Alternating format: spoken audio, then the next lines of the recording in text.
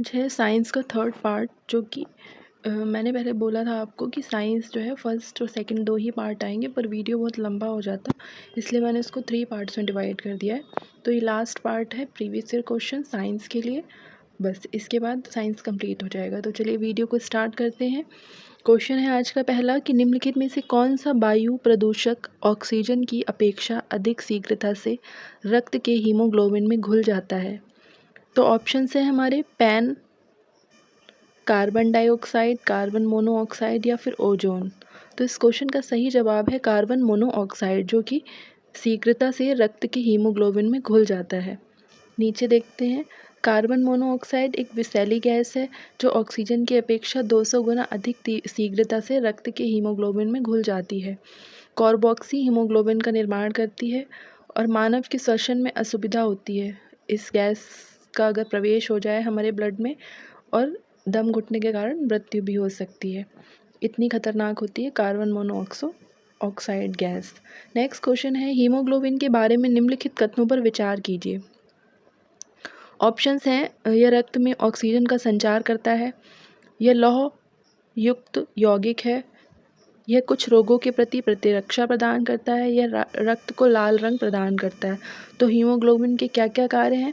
तो हमारे जो सही आंसर्स हैं वो क्या हैं? पहला, दूसरा और चौथा, कि it carries oxygen in the blood. Second है it is iron containing compound, इसमें आयरन होता है। और थर्ड है कि इसके कारण से जो ब्लड का कलर होता है वो रेड होता है। यानी कि फर्स्ट, सेकंड और फोर्थ ऑप्शन इज़ करेक्ट।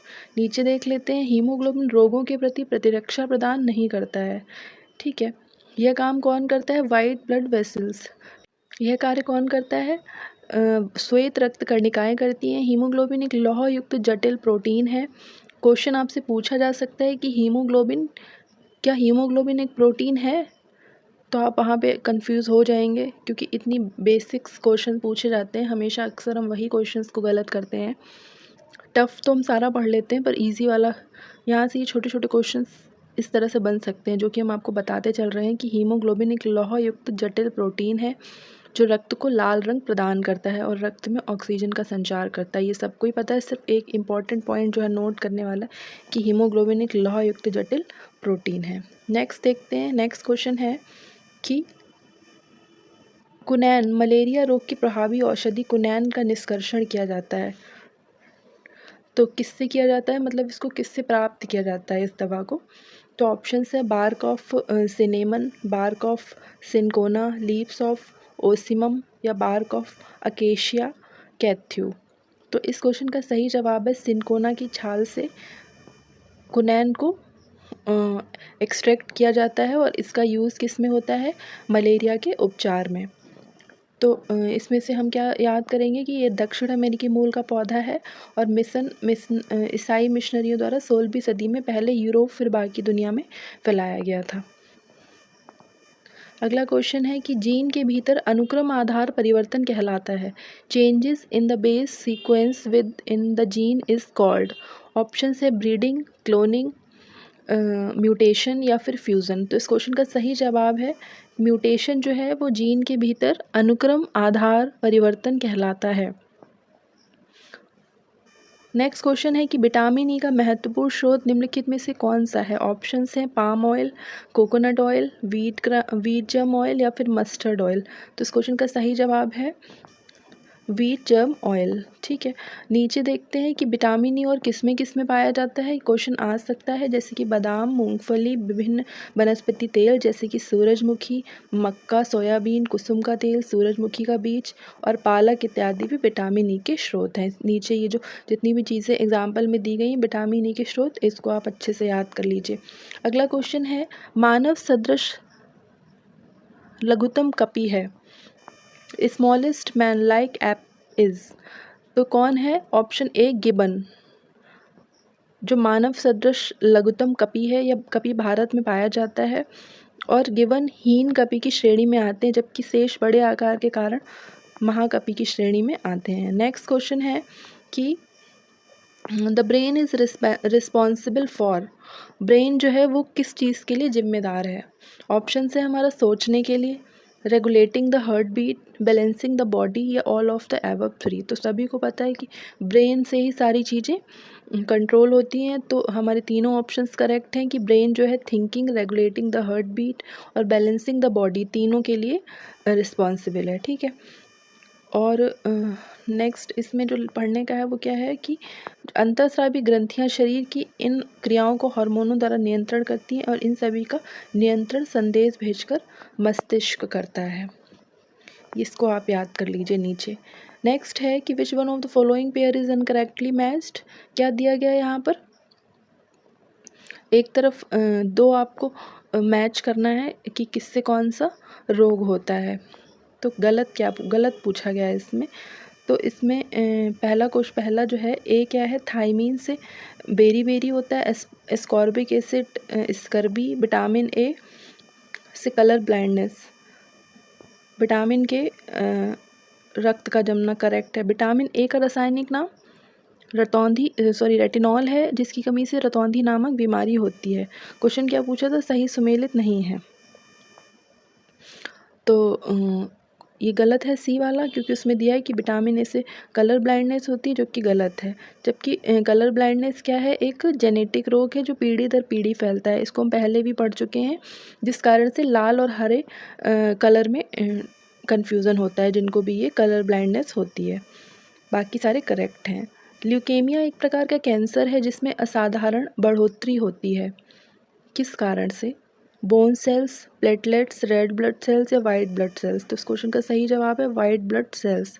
श्वेत रक्त कर्णिकाएँ रोग प्रतिरोधी क्षमता के विकास हेतु उत्तरदायी होती हैं और इनमें असामान्य वृद्धि ही एबनॉर्मल ग्रोथ जो होती है वो रक्त कैंसर कहलाती है, जिसको ल्यूकीमिया कहते हैं। जो मनुष्य यह नहीं समझ पाता है कि कब उसे भोजन करना रोक देना चाहिए, तो वह किस बीमारी से पीड़ित है? ऑप्शंस है बुलीमिया, डायबिटीज़, एनोरेक्सिया नर्वोसा या फिर हाइपर एसिडिटी। तो इस क्वेश्चन का सही जवाब है बुलीमिया से। बुलीमिया जो है भोजन ग्रहण में असंतुलन की बीमारी है। इस रोग से पीड़ित व्यक्ति समझ नहीं पाता है कि उसे कब भोजन रोक देना चाहिए। नेक्स्ट क्वेश्चन है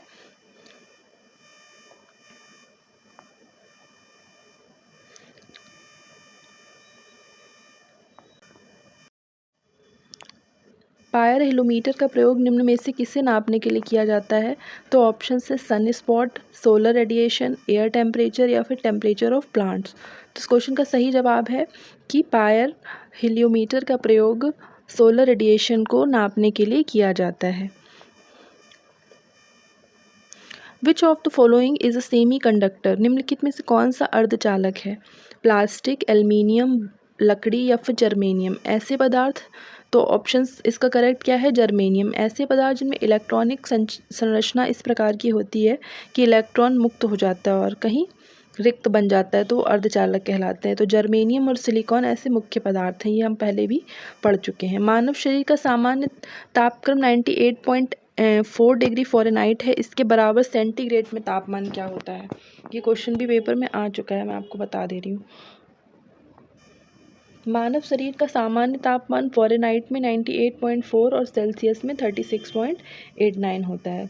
अगला क्वेश्चन है कि एक गिलास पानी पीने से कितनी कैलोरी मिलती है? तो आंसर है 0। वाटर से कैलोरी नहीं मिलती है। वाटर से क्या मिलता है? खनिज पदार्थों की प्राप्ति होती है। Blue colour of sky is due to, आकाश का नीला होना किस कारण से है? तो ऑप्शंस हैं स्कैटरिंग ऑफ लाइट, प्रकाश का प्रकीर्णन, प्रकाश का परिक्षेपण, प्रकाश का व्यतिकरण या सूर्य द्वारा नीले प्रकाश का अन्य रंगों की तुलना में अधिक उत्सर्जन। तो इस क्वेश्चन का सही आंसर है प्रकाश का प्रकीर्णन। डिस्क्रिप्शन देखते हैं कि प्रकीर्णन तरंग दैर्घ्य के व्युत्क्रमानुपाती होता है और बैगनी और नीले रंग का तरंग दैर्घ्य कम होता है, अतः इनका प्रकीर्णन अधिक होता है। जिसका तरंग दैर्घ्य कम उसका प्रकीर्णन अधिक, इस कारण से आकाश का रंग नीला दिखाई देता है। Bauxite is the ore of, bauxite अयस्क है किसका है? एल्युमिनियम का। फटाफट से देखते हैं इसका बॉक्साइड Al2O3 2s2 एल्युमिनियम का मुख्य अयस्क है जो एल्युमिनियम के जलयोजित ऑक्साइड के रूप में पाया जाता है। ठीक है। एल्युमिनियम धातु का निष्कर्षण बॉक्साइड अयस्क के विद्युत अपघटन विधि द्वारा किया जाता है। अगला क्वेश्चन है कि रोगियों के दांत देखने में दंत चिकित्सकों द्वारा प्रयुक्त दर्पण होता है। ऑप्शन से कॉन्वेक्स, कॉनकेव, प्लेन या फिर नन ऑफ द एबव। तो इस क्वेश्चन का सही आंसर है कि कौन सा लेंस यूज़ करते हैं, अवतल लेंस, कॉनकेव। ऑप्शन नीचे देखते हैं कि अवतल लेंस एक गोलाकार दर्पण है। इसके उभरे हुए तल पर पॉलिश की हुई होती है तथा अंदर का तल परावर्तक होता है, तो प्रतिबिंब दर्पण के सामने बड़ा बनता है, जिस कारण से इसका यूज़ किया जाता है किसके द्वारा, दंत चिकित्सकों द्वारा। और अवतल लेंस का यूज़ कहाँ कहाँ होता है ये भी देख लीजिए, यही इम्पॉर्टेंट है।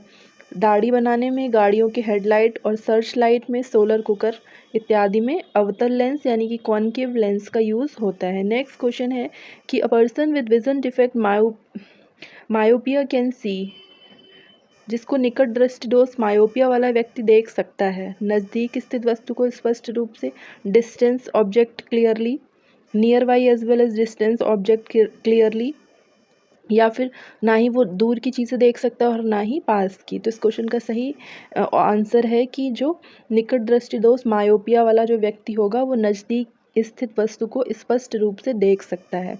नीचे देखते हैं कि शॉर्ट साइट और मायोपिया को अवतल लेंस प्रयुक्त करके दूर किया जा सकता है। इस दोष में नेत्र में गोलक के कुछ बड़े हो जाने पर कॉर्निया और लेंस के अधिक उत्तल हो जाने के कारण फोकस बिंदु और रेटिना के बीच की दूरी बढ़ जाती है, अतः पास की वस्तुएं साफ और दूर की वस्तुएं धुंधली दिखाई देती हैं। अगला क्वेश्चन है कि सिगरेट के धुएं में मुख्य प्रदूषक है, जो सिगरेट का पॉल्यूटेंट है उसमें मेन क्या पॉल्यूटेंट है उसके स्मोक में। तो ऑप्शंस हैं कार्बन मोनोऑक्साइड और डाइऑक्सिन, कार्बन मोनोऑक्साइड व निकोटीन, कार्बन मोनोऑक्साइड और बेंजीन, डाइऑक्सिन और बेंजीन। कार्बन मोनोऑक्साइड और बेंजीन जो है वो सिगरेट के धुएं में मुख्य प्रदूषक हैं। अगला क्वेश्चन है कि निम्न में से कहाँ आर्सेनिक द्वारा जल प्रदूषण सर्वाधिक है। ऑप्शंस हैं हरियाणा में, राजस्थान, मध्य प्रदेश या पश्चिम बंगाल में। तो इस क्वेश्चन का सही आंसर है पश्चिम बंगाल। आर्सेनिक द्वारा जल प्रदूषण पश्चिम बंगाल के 7 जिलों में सर्वाधिक है। यहाँ पर आर्सेनिक की मात्रा 0.05 mg पर लीटर से अधिक पाई जाती है। और आर्सेनिक से एक रोग भी होता है ब्लैक फुट। ये वाला क्वेश्चन ये इंपॉर्टेंट है, ठीक है। नेक्स्ट है कि bronze is an alloy of copper and tin, copper and silver, copper and zinc या कॉपर एंड लेड। तो इस क्वेश्चन का सही आंसर है कॉपर एंड टिन जो है वो कांसा मिश्रित धातु है। नेक्स्ट क्वेश्चन है कि CFL का पूर्ण रूप है। तो ऑप्शंस हैं compact fluorescent lamp, centrally fixed lamp, chemical fluorescent lamp या कंडेंस्ड फ्लोरोसेंट लैम्प। तो इस क्वेश्चन का सही आंसर है option A compact fluorescent lamp. CFL विद्युत ऊर्जा की बचत होती है और कम ऊर्जा व्यय से अपेक्षाकृत अधिक प्रकाश प्राप्त होता है। आइंस्टीन वाला क्वेश्चन हम पढ़ चुके हैं पहले, तो इसको दोबारा से नहीं पढ़ेंगे। नेक्स्ट क्वेश्चन है कि प्रेशर कुकर में भोजन कम समय में तैयार हो जाता है, क्यों। ऑप्शंस हैं the boiling point of water increase, option B है the boiling point of water decrease, C option है the food takes less heat, या फिर नन ऑफ द एबव। इस क्वेश्चन का सही आंसर आपको पता ही चल गया कि the boiling point of water increase हो जाता है, इसलिए प्रेशर कुकर में खाना जल्दी पक जाता है। नेक्स्ट देखते हैं कि प्रकाश के एक बिंदु स्रोत को 2 समानांतर समतल दर्पणों के मध्य रखने पर कितने प्रतिबिंब बनेंगे। ऑप्शंस हैं 2, 4, 8 या इनफाइनाइट। तो ऑप्शन डी इज करेक्ट। अगला है कि निम्नलिखित में से कौन सा एक बहुलक बुलेट प्रूफ खिड़की बनाने में उपयोग किया जाता है। तो ऑप्शन है पॉलीकार्बोनेट, पॉलीयूरिथेन, पॉलीस्टाइरीन या फिर पॉलीएमाइड। तो इस क्वेश्चन का सही आंसर है ऑप्शन ए पॉलीकार्बोनेट का यूज़ बुलेट प्रूफ खिड़की बनाने में उपयोग किया जाता है। इसका डिस्क्रिप्शन देखते हैं। बुलेट प्रूफ गिलास के निर्माण में पॉलीकार्बोनेट, थर्मोप्लास्टिक या लेमिनेटेड ग्लास की परतों का उपयोग किया जाता है। पॉलीएमाइड का उपयोग बुलेट प्रूफ जैकेट के निर्माण में किया जाता है। यहाँ पर ये इंपॉर्टेंट है, क्वेश्चन ये पूछ सकते हैं कि पॉलीएमाइड का बुलेट प्रूफ जैकेट के लिए किसका यूज़ किया जाता है। तो आपका आंसर होगा पॉलीएमाइड।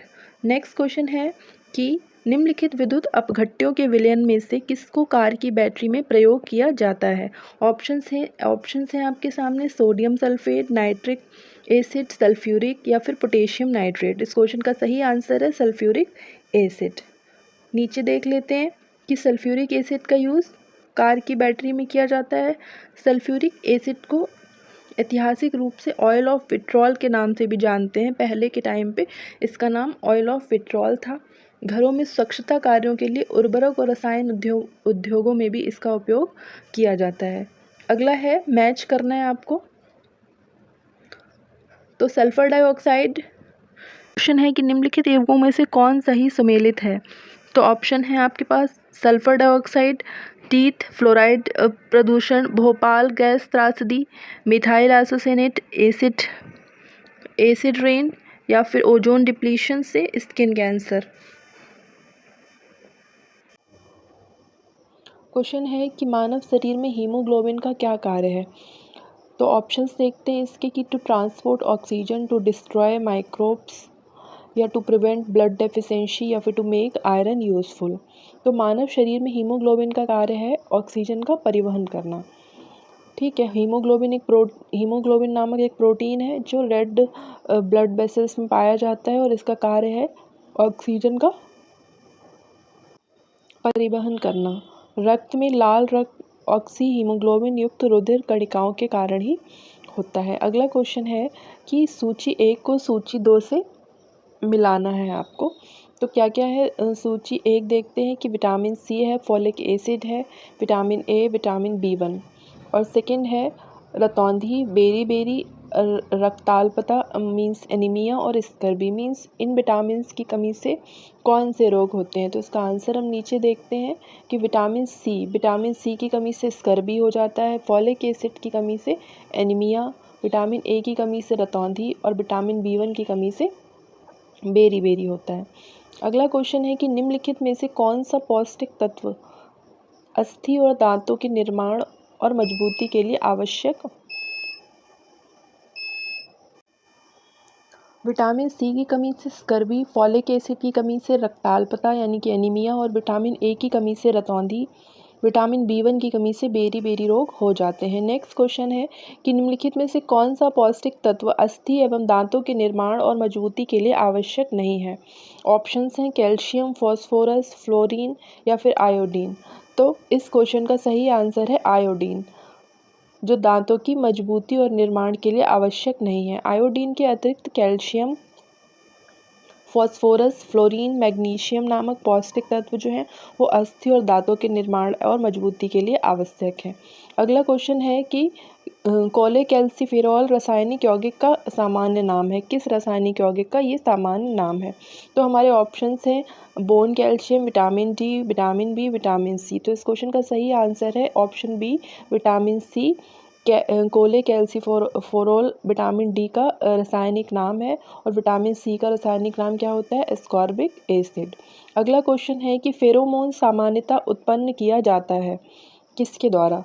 ऑप्शन है स्नेक, बर्ड, बैट्स या फिर इंसेक्ट। तो इसका सही आंसर है इंसेक्ट के द्वारा फेरोमोन्स उत्पन्न किया जाता है। ये क्या है? एक प्रकार का केमिकल है जो विपरीत लिंगी कीटों को आकर्षित करने तथा स्वभाव को निर्धारित करने के लिए किया जाता है। अगला है कि इसको नहीं देखेंगे क्योंकि करंट अफेयर्स से बेस्ड है, जो कि नहीं आएगा। अगला क्वेश्चन है कि to see complete image of a person the minimum height of a plane mirror is. किसी व्यक्ति का पूरा प्रतिबिंब देखने के लिए एक समतल दर्पण की न्यूनतम ऊंचाई होती है। व्यक्ति की ऊंचाई के बराबर, व्यक्ति की ऊंचाई की आधी या फिर व्यक्ति की ऊंचाई का 1/4 भाग या फिर 2 times the height of a person. Option है, करेक्ट ऑप्शन है half of the height of a person. तो इस क्वेश्चन का सही आंसर है ऑप्शन बी। ठीक है, तो नीचे डिस्क्रिप्शन देखते हैं कि किसी वस्तु का पूर्ण प्रतिबिंब समतल दर्पण में देखने के लिए समतल दर्पण की ऊंचाई कम से कम वस्तु की आधी होनी चाहिए। अगला है कि ध्वनि तरंगें नहीं चल सकती हैं। ऑप्शन है सॉलिड्स में, लिक्विड्स, गैसेज या फिर वैक्यूम में। तो इस क्वेश्चन का सही आंसर है वैक्यूम में। ध्वनि तरंगें वैक्यूम में नहीं चल सकती हैं। ठोस, द्रव और गैस में ध्वनि तरंगें चलती हैं क्योंकि ध्वनि को चलने के लिए माध्यम की आवश्यकता होती है। अर्थात किसी माध्यम में ध्वनि की चाल मुख्यतः माध्यम की प्रत्यास्थता और घनत्व पर निर्भर करती है। निर्वात में इनके लिए माध्यम का अभाव होता है, इसी कारण ध्वनि तरंगे निर्वात में नहीं चलती हैं। अगला क्वेश्चन देखते हैं कि एक कृत्रिम उपग्रह में विद्युत ऊर्जा का स्रोत क्या होता है। तो ऑप्शन है थर्मोपाइल, सौर सेल यानी कि सोलर सेल्स, डायनेमो या फिर स्मॉल न्यूक्लियर रिएक्टर। तो आंसर है हमारा सोलर सेल। सोलर सेल क्या है? सूर्य के प्रकाश के माध्यम से विद्युत ऊर्जा का उत्पादन करते हैं। अगला क्वेश्चन है कि निम्नलिखित में से कौन एक विस्फोटक पदार्थ नहीं है। निम्नलिखित में से कौन सा एक विस्फोटक पदार्थ नहीं है? ऑप्शंस हैं ट्राइनाइट्रोटॉलुइन, डाइनाइट्रोग्लिसरीन या फिर साइक्लोट्राइमेथिलीन, ट्राइनाइट्रामीन और नाइट्रोक्लोरोफॉर्म। तो इस क्वेश्चन का सही आंसर है ऑप्शन डी, नाइट्रोक्लोरोफॉर्म जो है वो एक विस्फोटक पदार्थ नहीं है। ट्राइनाइट्रोटॉलुइन की विस्फोटक गति 6900 मीटर पर सेकेंड होती है। साइक्लोट्राइमेथिलीन ट्राइनाइट्रामीन या RDX का रासायनिक नाम है। इसे प्लास्टिक विस्फोटक भी कहा जाता है। इसे USA में साइक्लोनाइट और जर्मनी में हेक्सोजन और इटली में T4 के नाम से जाना जाता है। अगला क्वेश्चन देखते हैं कि स्लीप एपनिया एक भयंकर निद्रा दोष है जिसमें लोग निद्रा में चलने लगते हैं, आंखें खुली रहती हैं, बार बार थोड़ी थोड़ी देर के लिए श्वास बाधित होती है या फिर नींद में तीव्र गति से खर्राटे आते हैं। तो इस क्वेश्चन का सही आंसर है कि briefly and repeatedly stop breathing during sleep, यानी कि नींद में बार बार थोड़ी देर के लिए श्वास जो है वो बाधित हो जाती है। स्लीप एपनिया एक भयंकर निद्रा दोष है जिसमें निद्रा में बार बार थोड़ी थोड़ी देर के लिए श्वास बाधित होती रहती है और कभी कभी रोगी की मृत्यु भी हो सकती है। अगला क्वेश्चन है कि सेरेब्रल पाल्सी एक मस्तिष्क संबंधी विकार है जो सामान्यतः पाया जाता है वृद्धों में, ड्रग्स एडिक्ट्स या फिर स्मॉल चिल्ड्रंस या फिर ओनली लेडीज। इस क्वेश्चन का सही आंसर है स्मॉल चिल्ड्रन। तो नीचे डिस्क्रिप्शन देख लेते हैं इसका कि यह विकार विकसित होते मस्तिष्क के मोटर कंट्रोल सेंटर में हुई क्षति के कारण होता है। ये बीमारी मुख्यतः गर्भधारण में बच्चे के जन्म के समय और 3 वर्ष की आयु तक के बच्चों में होती है। अगला क्वेश्चन है कि स्त्रियों में रजनोवृत्ति के पश्चात निम्न में से किस हार्मोन का उत्पादन समाप्त हो जाता है। After menopause production of which of the following hormones does not take place in women. तो ऑप्शंस हैं प्रोजेस्टेरॉन, टेस्टोस्टेरोन, एस्ट्रोजन या फिर नन ऑफ दीज। आंसर सही है हमारा, एस्ट्रोजन का उत्पादन समाप्त हो जाता है। महिलाओं में जो मेन हार्मोन्स हैं वो कौन कौन से हैं? एस्ट्रोजन और प्रोजेस्टेरॉन। ठीक है। और जो पुरुषों में टेस्टोस्टेरोन हार्मोन पाया जाता है, ये भी याद रखिए आप। अगला क्वेश्चन देखते हैं कि कोरोनरी धमनी बाईपास सर्जरी में जो रक्त वाहिका ग्राफ्ट हेतु प्रयोग में लाई जाती है वह होती है पाँव से ली गई शिरा, अग्रहस्त से ली गई, सीने या छाती से ली गई धमनी या इनमें से कोई नहीं। ऑप्शन डी इज करेक्ट है, इनमें से कोई नहीं। कोरोनरी धमनी बाईपास सर्जरी में जो रक्त वाहिका ग्राफ्ट हेतु प्रयोग में लाई जाती है वह सामान्यतः पैर, सीने, छाती, पेट और अग्र हाथ से ली जाती है। ठीक है, तो इसलिए इस क्वेश्चन का आंसर है कि इनमें से कोई नहीं। अगला क्वेश्चन देखते हैं।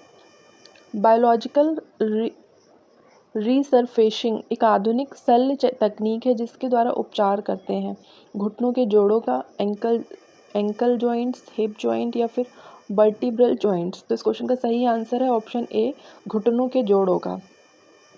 इन which of the following departments of a hospital will cath lab be found. और अस्पताल के निम्नलिखित में से किस विभाग में कैथ लैब होती है? तो ऑप्शन है कार्डियोलॉजी में होता है ये कैथ लैब। अगला क्वेश्चन है विटामिन से रिलेटेड। अब आपको ये समझ में आ गया होगा कि विटामिन वाला चैप्टर आपके लिए कितना इम्पॉर्टेंट है। तो इसके लिए आपको कुछ नहीं करना है, A4 साइज़ की 2 या 3 शीट लीजिए, उसमें विटामिन लिख के सारे उनके केमिकल्स नेम, उनके यूजेस, वो किससे प्राप्त होते हैं और उनकी कमी से कौन सा रोग होता है। बस विटामिन B12, हीमोग्लोबिन, क्लोरोफिल, पीतल, तो इसको मैच करना है। तो विटामिन B12 में कोबाल्ट, हीमोग्लोबिन लोहे में, क्लोरोफिल मैग्नीशियम और पीतल तांबे।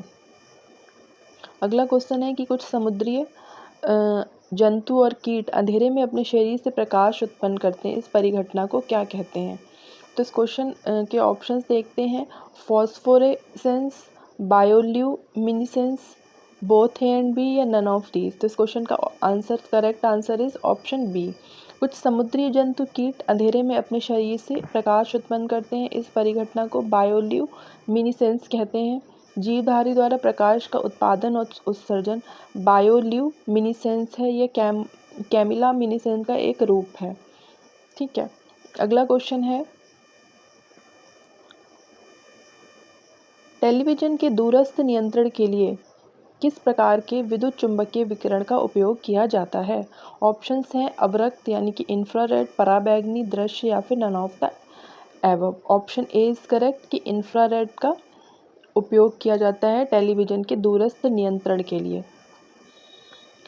पीने के पानी को शुद्ध करने के लिए निम्नलिखित गैसों में से किसे प्रयोग किया जाता है? तो ऑप्शन है सल्फर डाइऑक्साइड, क्लोरीन, फ्लोरीन या फिर कार्बन डाइऑक्साइड। तो इस क्वेश्चन का सही आंसर है क्लोरीन का यूज़ किया जाता है वाटर को क्लीन करने के लिए, और ब्लीचिंग पाउडर प्रयुक्त होती है, इसे क्लोरीनीकरण भी कहते हैं। To meet Euro emission standard what should be the sulphur content in the ultra low sulphur diesel? Euro 2 मानकों को पूरा करने के लिए अति अल्प सल्फर डीजल में सल्फर की मात्रा क्या होनी चाहिए?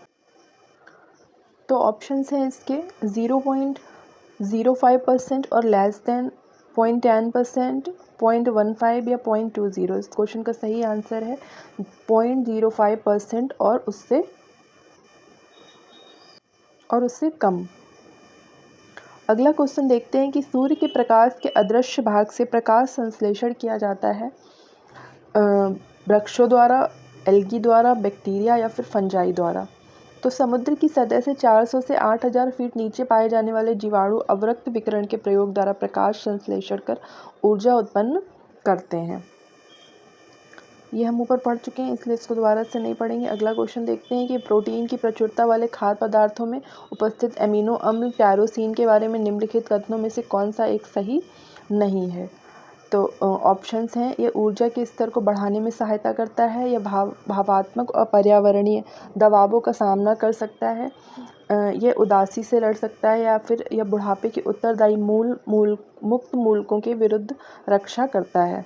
तो ऑप्शंस है टायरोसिन एक गैर आवश्यक अमीनो एसिड है जो शरीर में उपस्थित अन्य अमीनो एसिड्स जैसे कि फेनिल एलेनिन, डोपामाइन, नार एड्रेनालिन और एड्रेनालिन जैसे मस्तिष्क रसायनों न्यूरोट्रांसमीटर्स का निर्माण करता है। ये स्नायु कोशिकाओं का संप्रेषण करते हैं तथा भावात्मक और पर्यावरणीय दबावों का सामना करने में सहायक है। निम्नलिखित रोगों में कौन टाइगर मच्छरों द्वारा संचारित नहीं होता है?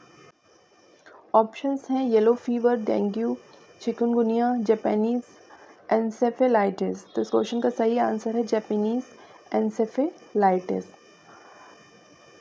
नीचे देखते हैं कि टाइगर मच्छर एडीज एल्पोपिक्टस, स्टेगोमिया एल्बोपिक्टा, सफ़ेद पट्टियों वाला काले रंग का मच्छर, या yellow fever, dengue fever, chikungunya आदि बीमारियों को फैलाता है।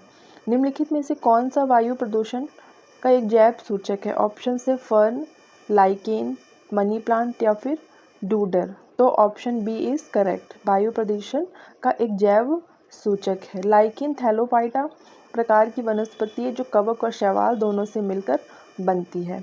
लाइकेन वायु प्रदूषण का संकेतक होते हैं। जहाँ वायु प्रदूषण अधिक होता है वहाँ पर लाइकेन नहीं उगते हैं। मतलब अगर लाइकेन कहीं नहीं उग रहा है तो उससे हमें ये पता चल जाता है कि यहाँ पर एयर पोल्यूशन बहुत ज़्यादा है। बच्चों में प्रोटीन की न्यूनता के कारण जो रोग उत्पन्न होता है उसको क्या कहते हैं? ऑप्शंस हैं मेरास्मस, पेलाग्रा, बेरी या रिकेट्स। तो option A is correct, marasmus इसमस रोग उत्पन्न होता है प्रोटीन की कमी और न्यूनता के कारण, जिससे शरीर गठन ठीक प्रकार से नहीं हो पाता है। और देख लेते हैं कि विटामिन B3 की कमी से पेलाग्रा, विटामिन B1 की कमी से बेरी और विटामिन डी की कमी से रिकेट्स होता है। अगला क्वेश्चन देखते हैं कि ये हम पढ़ चुके हैं कल। Refrigeration help in food preservation by. जो प्रशीतन खाद्य परीक्षण में मदद करता है। कैसे? जीवाणुओं को मारकर, जैव रासायनिक अभिक्रियाओं की दर कम करके, एंजाइम क्रिया नष्ट करके, खाद्य पदार्थ को बर्फ की परत से ढककर। तो ऑप्शंस हैं, मतलब कि करेक्ट आंसर है जैव रासायनिक अभिक्रियाओं की दर कम करके रेफ्रिजरेशन हेल्प करता है फूड प्रिजर्वेशन में। अगला क्वेश्चन है कि यूरो उत्सर्जन नियम उत्सर्जन के मानक हैं और ये एक वाहन से उत्सर्जन के लिए सीमा निर्धारित करने के पैकेज प्रदर्शित करते हैं। निम्नलिखित गैसों में से कौन इसके अंतर्गत आता है? तो ऑप्शंस हैं carbon monoxide, hydrocarbon, nitrogen oxide या फिर सारे। तो ऑल आर करेक्ट। ये सारे जो हैं वो मानक हैं और ये वाहन से उत्सर्जन के लिए सीमा निर्धारित करते हैं। तो ठीक है, यहीं पर हमारा ये PYQ सीरीज़ साइंस जो है वो ख़त्म हो रही है। साइंस क्योंकि इसके 2 पार्ट पहले ही डाल चुकी हूँ और ये इसका लास्ट पार्ट है, इसको ज़रूर देख लीजिए। यहाँ पे साइंस आपका ख़त्म हो जाएगा, तो इसको आप लोग फटाफट से कंप्लीट कर लीजिए। उसके बाद लेकर आएंगे नेक्स्ट पार्ट जो कि होगा पॉलिटी का। और टेलीग्राम चैनल को ज्वाइन कर लीजिए, जहाँ से आपको बहुत ही important informations regarding all exams, RO ARO या फिर जिस भी UP के एग्ज़ाम की आप तैयारी कर रहे हैं, और आपको वहाँ पे कुछ स्टडी मटेरियल भी मिलेगा एग्ज़ाम टाइम्स में। बहुत सारी चीज़ें जो आप लोग इधर उधर बहुत सारे चैनल्स ज्वाइन करके ढूंढते हैं, तो वो सब कुछ भी मिलेगा। इसका लिंक हम आपको डिस्क्रिप्शन में दे देंगे, उसको चैनल को ज़रूर ज्वाइन कर लीजिए और वीडियोस पूरी कवर कर लीजिए। इसकी प्लेलिस्ट भी बना दी जाएगी, आप प्लेलिस्ट में जाके तीनों वीडियो देख सकते हैं। अब इसका नेक्स्ट PYQ साइंस यहाँ पे ख़त्म हो गई, नेक्स्ट लेकर आएंगे, तो उसको भी ज़रूर देखिए। और नए हैं तो चैनल को सब्सक्राइब कर लीजिए, वीडियो को लाइक कर दीजिए। Thank you.